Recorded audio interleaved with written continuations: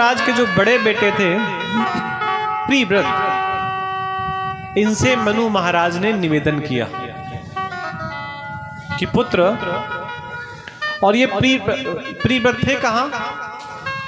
ये प्रिव्रत जंगल में थे, तपस्या कर रहे थे, जन्म से ही तपस्या कर रहे थे कि अगर मैं संसार की गलियों पे भटक गया तो परमात्मा से मैं दूर हो जाऊंगा। इसलिए वो जंगल में ही तपस्या कर रहे थे, तप कर रहे थे। और उनके तप के मध्य में मनु महाराज पहुंचे और अपने बेटे से कहा कि पुत्र विवाह कर लो, जिससे कि परिवार की वृद्धि भी हो जाए और परंपरा भी किसी प्रकार से खंडित ना हो। इसलिए मनु महाराज ने अपने बेटे से निवेदन किया। प्रजापति विश्वकर्मा की एक पुत्री थी जिनका नाम था बर्हिष्मति। क्या नाम था? बर्हिष्मति। और इन्हीं से प्रिव्रत का विवाह हुआ।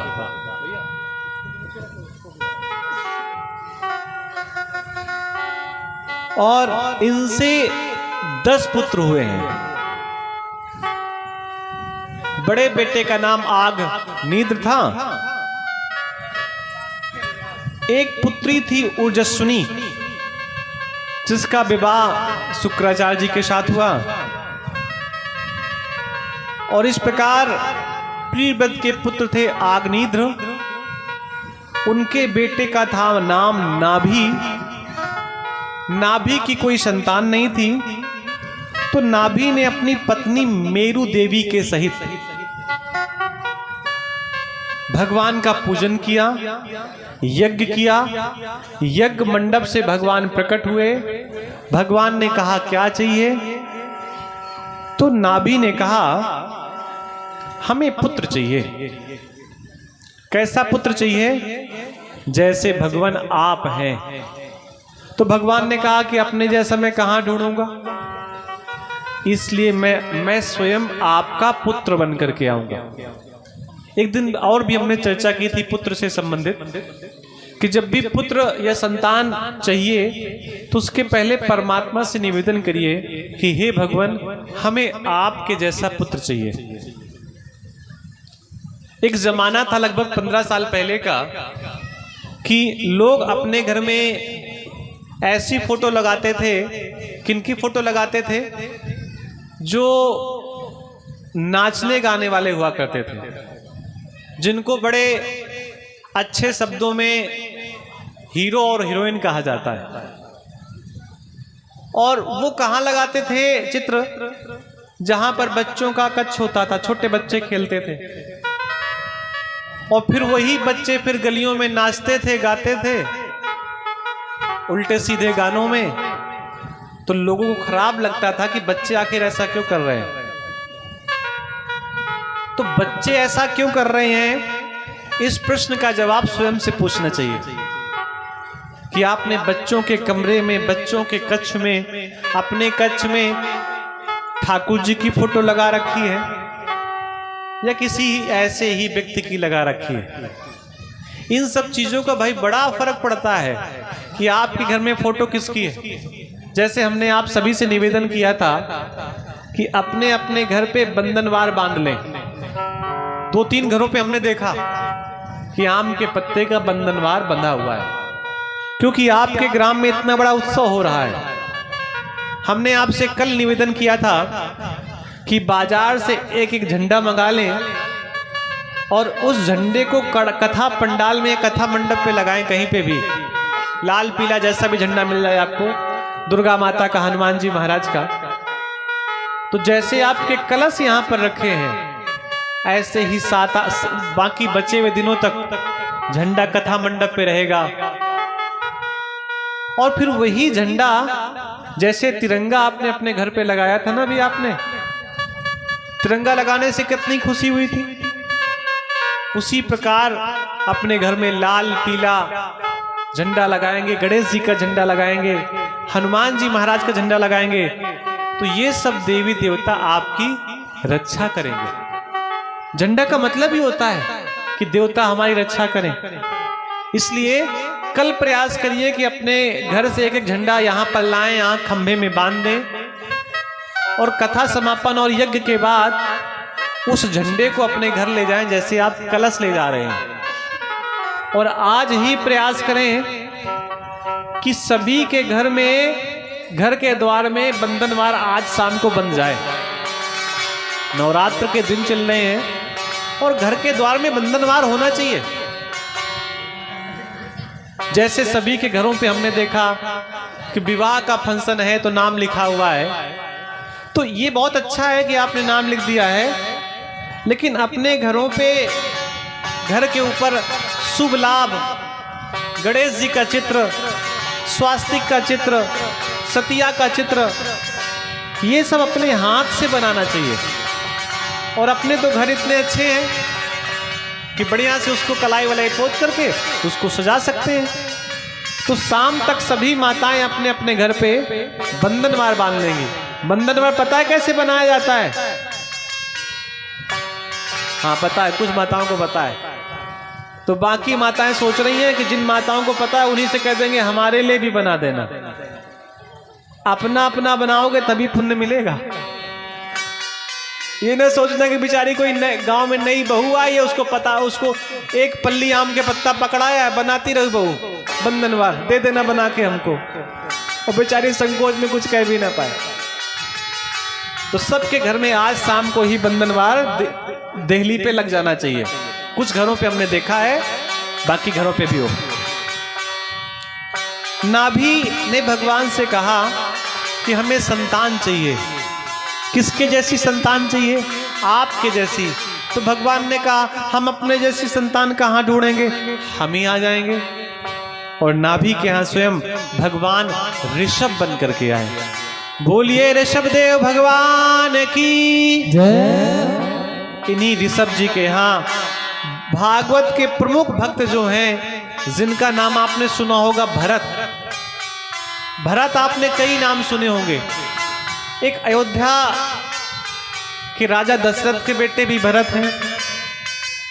तो यहां पर उन भरत की बात नहीं कही जा रही है, यहां पर जो ऋषभ देव जी के बेटे हैं उन भरत की बात कही जा रही है।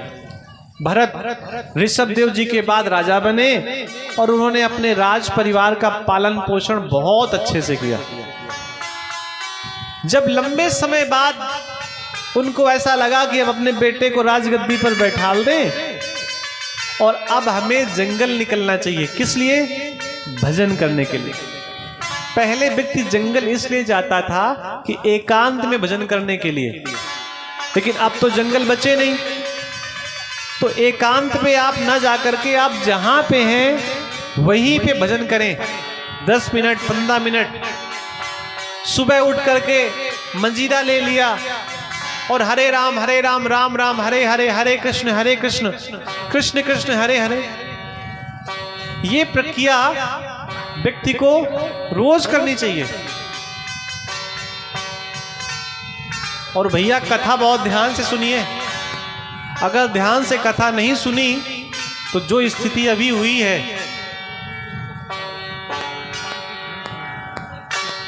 जो स्थिति अभी पशु की हुई है, बनने के बाद यही स्थिति होगी। वो सुनना तो चाहेगा लेकिन लोग उसको भगा देंगे, क्योंकि वो सामाजिक नहीं है। इसलिए बहुत ध्यान से कथा सुनिए और दूसरा जन्म न मिले इसकी पूरी तैयारी करिए। ये जो कथा है ये बहुत भागवत की बहुत दिव्य कथा है और बहुत ध्यान से सुने। राजा भरत जंगल में निकल गए, किस लिए?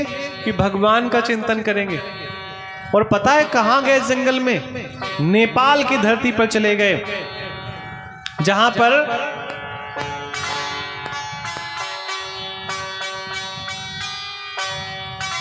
सुंदर सी नदी बहती थी, गंडकी। गंडकी नदी के पास राजा भरत चले गए। किस लिए? कि अब यहां एकांत में बैठ करके भगवान का चिंतन करेंगे। ध्यान दीजिए, भगवान का चिंतन एकांत में ही होता है। भीड़ पे भगवान का चिंतन नहीं हो पाता है। दो प्रकार का एकांत होता है, हर एक चीज कई प्रकार की होती है। एक एकांत होता है कि आप भीड़ में तो बैठे हैं लेकिन मन आपका केवल कथा में है, इसका मतलब आप अकेले बैठे हैं, एकांत में बैठे हैं। और एक दूसरा मतलब ये है कि आप भीड़ में बैठे हैं, कथा में मन नहीं है, बाकी सब जगह मन है, तो इसका मतलब आप भीड़ में बैठे हैं। भीड़ में बैठ करके भी एकांत ढूंढा जा सकता है। कई लोगों के बीच में बैठ करके भी एकांत ढूंढा जा सकता है कि हम तो केवल कथा सुनने आए हैं और हमारा दिमाग कहीं और नहीं जाएगा, मन कहीं और नहीं जाएगा। तो प्रयास करना चाहिए कि जब भी एकांत मिले तो परमात्मा का ध्यान करना चाहिए। भरत जी परमात्मा का ध्यान करने लगे। गंडकी नदी, उस गंडकी नदी में कमर तक खड़े चले गए और कमर तक खड़े होकर के परमात्मा का चिंतन करने लगे, परमात्मा का ध्यान करने लगे, कमर तक जल में खड़े होकर के। इतना शीतल जल गंडकी नदी का। उसी समय कोई हिरनी आ रही थी रास्ते से भागते हुए और उस हिरनी के उदर में एक बालक था, गड़बड़ी थी हिरनी, पीछे से सिंह ने पीछा किया हुआ था। अब हिरनी आगे भाग रही थी, पीछे से सिंह था, लेकिन सामने नदी थी और पीछे सिंह। हिरनी को लगा अगर मैं पीछे वापस गई तो सिंह मुझे खा जाएगा। हिरनी को ऐसा लगा अगर मैं प्रयास कर गई और नदी को पार कर गई तो प्राण भी बच सकते हैं। इसलिए उस हिरनी ने एक लंबी छलांग लगाई, एक जोर की छलांग लगाई। और जब जोर की छलांग लगाई किस लिए? कि मैं नदी को पार कर जाऊं।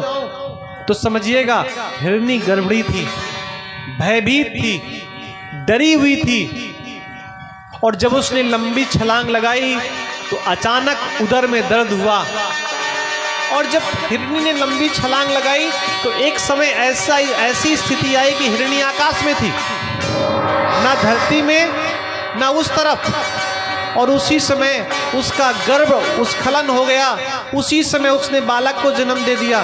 तो बालक तो नदी पे गिर गया।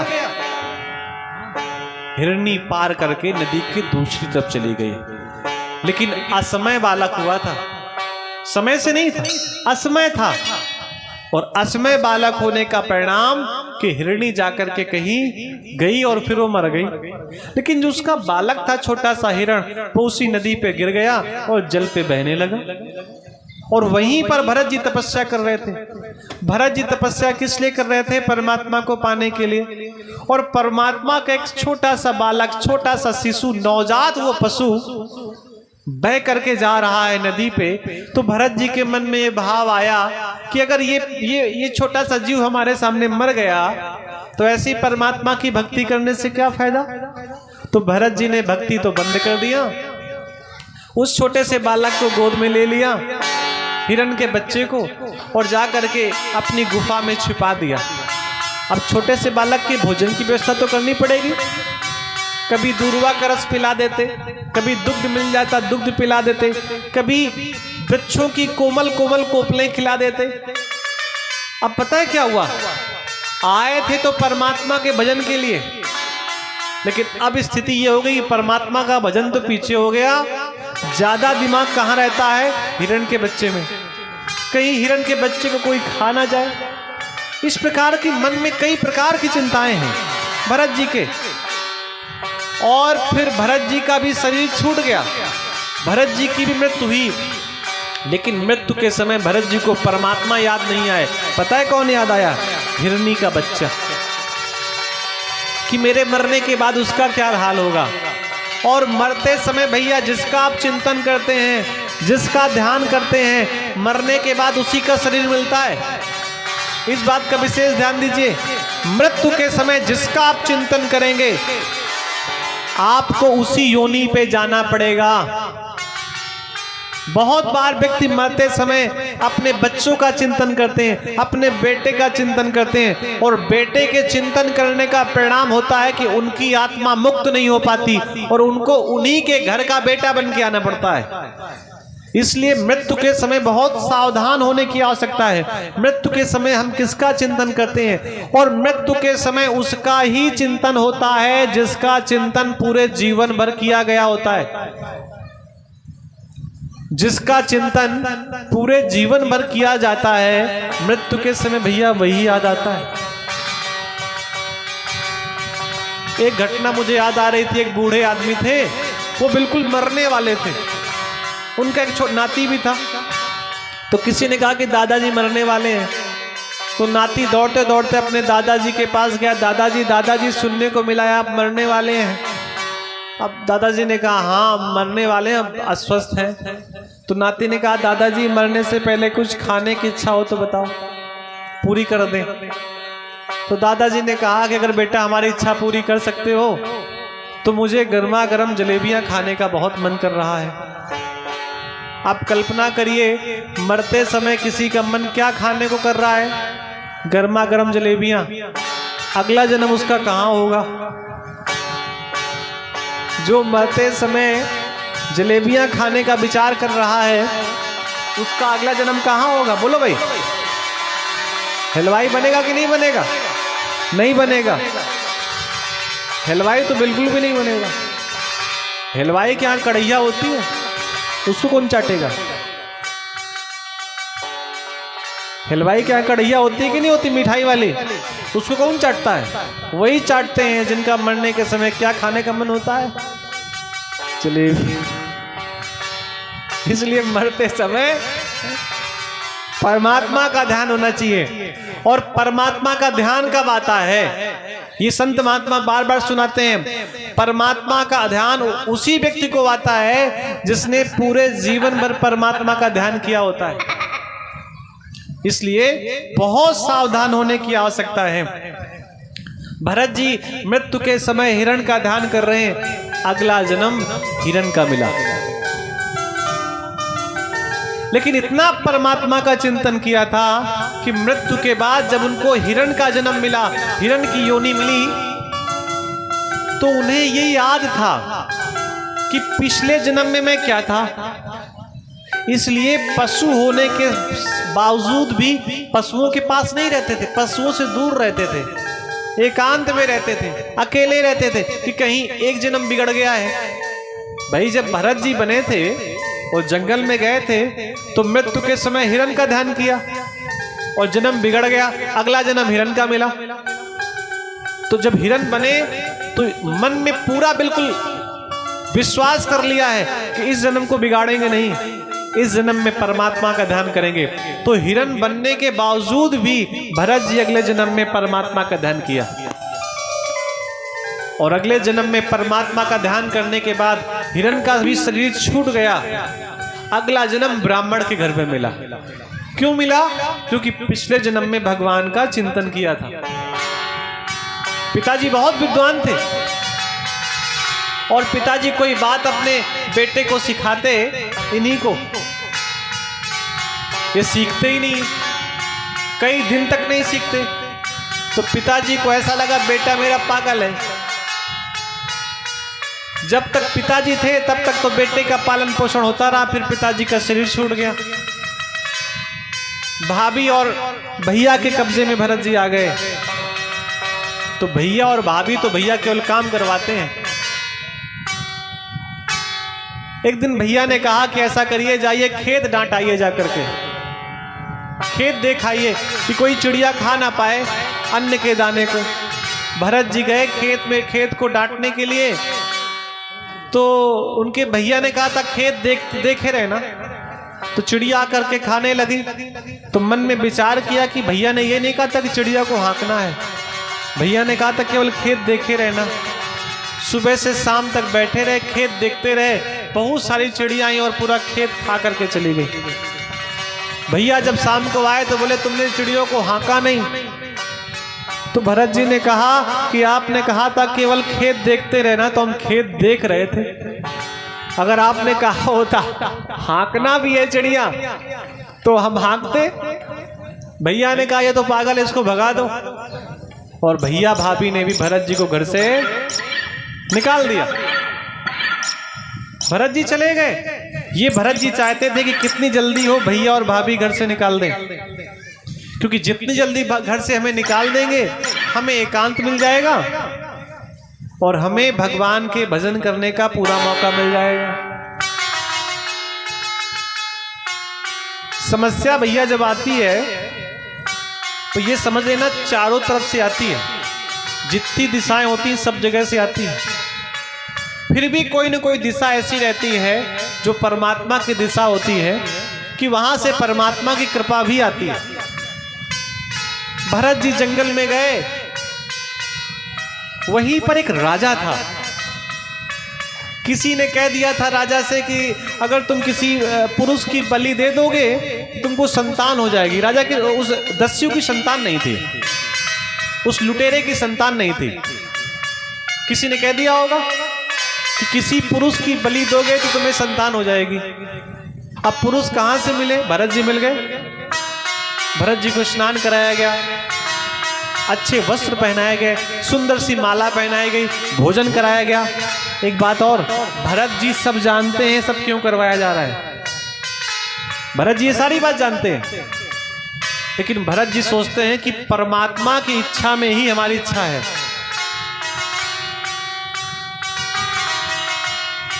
और भरत जी भगवान के श्रेष्ठ भक्त हैं।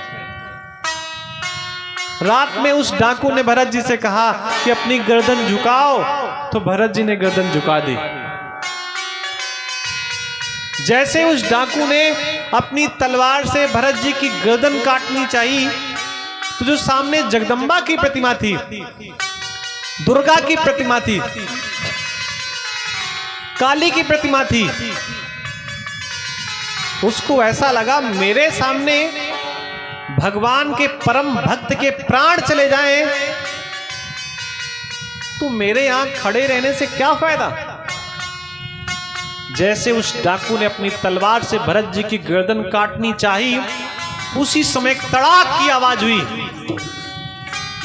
और जो मूर्ति थी पत्थर की मूर्ति, उससे जगदम्बा का प्रकट हो गया।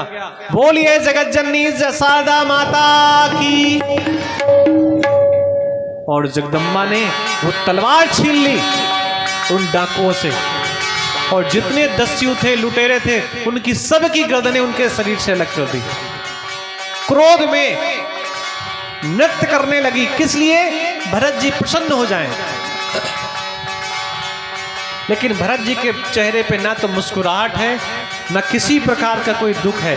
फिर तो काली माता ने पूछ लिया भरत से कि पुत्र भरत, मैंने तुम्हारे प्राणों की रक्षा की, और जो तुम्हारे प्राण लेना चाह रहे थे मैंने उनके प्राण ले लिए, और मैं नृत्य भी कर रही हूं, लेकिन आपके चेहरे पे मुस्कुराहट नहीं है।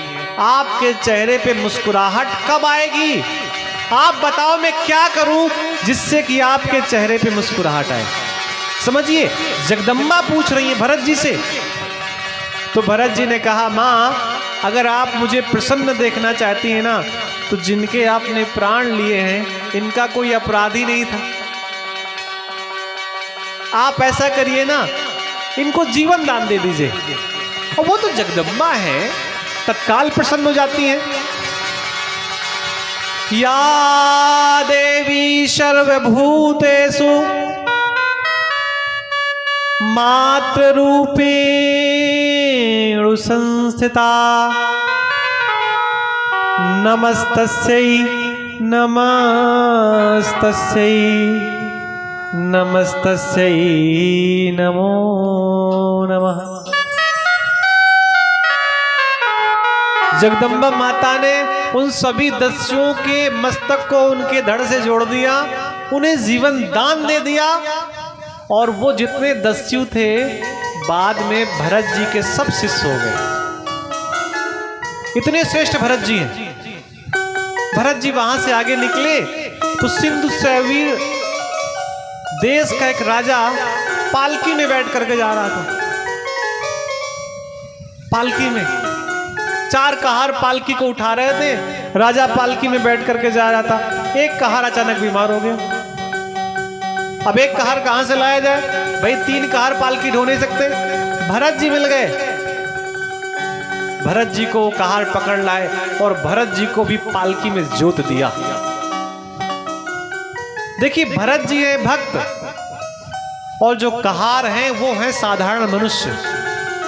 भक्त और साधारण मनुष्य के जीवन में बहुत बड़ा फर्क होता है। बहुत बड़ा फर्क होता है भरत जी की चाल में और बाकी कहारों की चाल में बड़ा अंतर है। बाकी कहार तो ऊपर देख करके चलते हैं, लेकिन भरत जी जब चलते हैं तो जमीन में देख करके चलते हैं कि कहीं ऐसा ना हो कि कोई जीव जंतु हमारे पैरों के नीचे आकर के मर जाए, किसी जीव के प्राण चले जाए। ये भरत जी के मन में भाव है। तो जहां पर चींटियां दिखाई देती वहां भरत जी छलांग लगा लेते, और जहां छलांग नहीं लगानी थी वहां धीरे चलते। तो पालकी का बैलेंस बिगड़ जाता बार बार। अंदर बैठा हुआ राजा, उसको धक्का लगता, कई बार मस्तक में पालकी का डंडा लग गया। झांक करके देखा, डांटा कहारों को, सावधान, कैसे चल रहे हैं आप? तो तीनों कहारों ने एक स्वर में कहा, महाराज इसमें हमारी कोई गलती नहीं है, जो ये नया कहार आया है यही पालकी के बैलेंस को बिगाड़ रहा है। पर्दा हटा करके देखा तो मालूम पड़ा हट्टा काट्टा बिल्कुल तंदुरुस्त व्यक्ति है, लंबी लंबी भुजाएं हैं, उठा हुआ कंधा है, शरीर में कोई कमी नहीं है, बस मिट्टी लगी है शरीर में केवल। तो डांटते हुए कहा, ए कहार सही से चलता है कि नहीं, ठीक कर दूं तुझे? भरत जी कुछ नहीं बोल रहे। कई बार उल्हाना दिया। उल्हाना देने का मतलब, भाई कोई मोटे व्यक्ति से आप ये कह दो कि आप दुबले पतले बहुत कमजोर हैं, उसको बुरा लगेगा नहीं लगेगा? ऐसी बातें बार बार राजा भरत कह रहे हैं। लेकिन राजा भरत से वो राजा कह रहा है, लेकिन भरत जी के मन में किसी प्रकार का कोई भाव नहीं है। लेकिन भैया एक समय के बाद सबका मन ऐसा होता है कि अब बस भी हो, कितना कह लिया, कितना सुना जाए। तब राजा ने कहा कि आप दंड देने की बात, तब भरत जी ने कहा राजा से, आप दंड देने की बात कर रहे हैं ना, आप दंड किसको देंगे? शरीर को। आप ठीक करने की बात करते हैं ना, आप ठीक किसको करेंगे? शरीर को। आप मारने पीटने की बात करते हैं ना, किसकी बात करते हैं? शरीर को। लेकिन राजन, इन सब चीजों का आत्मा में कोई अंतर नहीं पड़ता। आत्मा को तो पता ही नहीं है कि सब क्या हो रहा है क्या नहीं हो रहा है। ये जितनी भी गतियां हैं सब शरीर की गतियां हैं। इसलिए राजन ये बातें कहना बेकार है कि हम तुमको ठीक कर देंगे, तुम्हारे शरीर को ठीक कर देंगे। आंख खुल गई राजा की। राजा समझ गए कि इतनी दिव्य वाणी कोई वेदज्ञ ब्राह्मण ही बोल सकता है। राजा तत्काल अपनी पालकी से नीचे उतर गया, भरत जी के चरणों पर गिर पड़ा और भरत जी को फिर अपना गुरु बना लिया और भरत जी से फिर ज्ञान लिया। स्थितियां भैया कई बार ऐसी होती हैं कि हम उस व्यक्ति को पहचान नहीं पाते जो विद्वान होता है, श्रेष्ठ होता है। भावाटवी का वर्णन है। भावाटवी के वर्णन का मतलब है कि जन्म है तो मृत्यु भी निश्चित है। और जब आप समुद्र के किनारे कभी खड़े होंगे ना, तो जिधर आप खड़े होंगे उधर समुद्र का किनारा दिखाई देगा, लेकिन दूसरा किनारा दिखाई नहीं देता।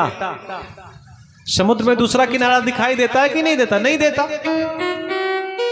अरे आपके बगल में यमुना नदी बहती है, जब इसमें बाढ़ आती है और एक तरफ आप खड़े होते हैं तो दूसरी तरफ कहां दिखाई देता है?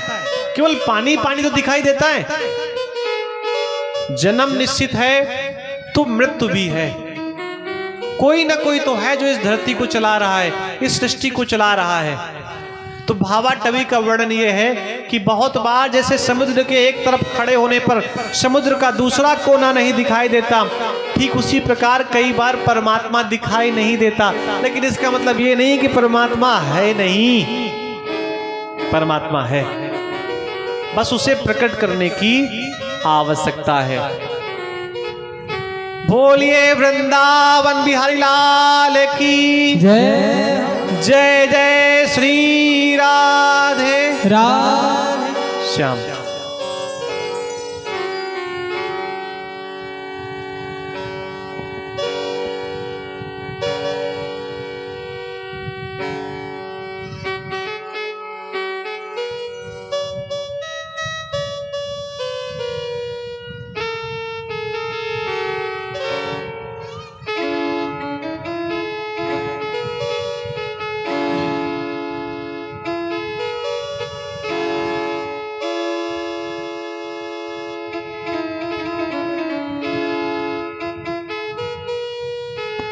कल भगवान का जन्मोत्सव होगा,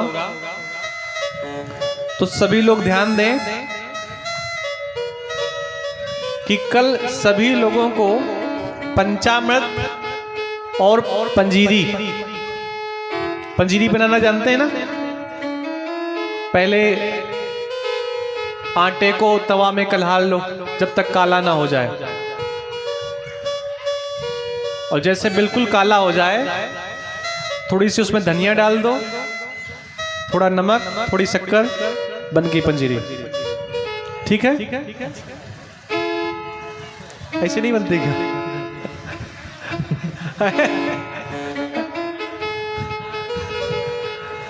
कढ़ैया में उबाल के लाना कलार के, और करिया ना होने पर याद रखना।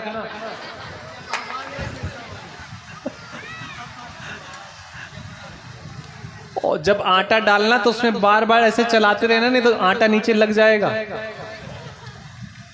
और अगर घी हो तो पंजीरी कलाने से पहले घी डाल लेना कढ़ाई पे, तो उसमें सुगंध आ जाएगी और जरेगी नहीं पंजीरी।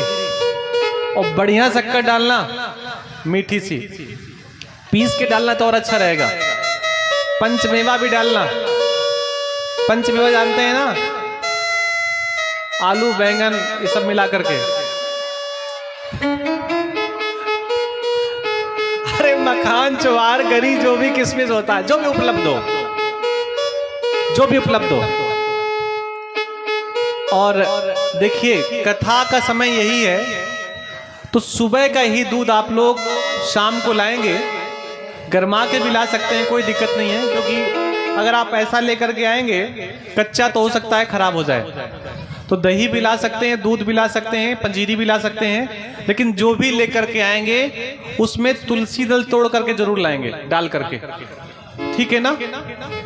जिसके यहाँ ठाकुर जी हैं वो ठाकुर जी लेकर के आएंगे। ठाकुर जी समझते हैं, जैसे लड्डू गोपाल यहाँ पे रखे हैं, अगर हैं तो लेकर के आएंगे, नहीं है तो केवल पंचामृत और पंजीरी लेकर के आएंगे। कल बाकी ये चीजें नहीं लानी है, पंचामृत और पंजीरी लेकर के आने, जितनी आपके पास जैसे दूध की व्यवस्था है। तो कल पंचामृत का प्रसाद बटेगा, और कमेटी के लोग, हम लोग दोने मंगवा लेंगे, थोड़े से 250-300 के आसपास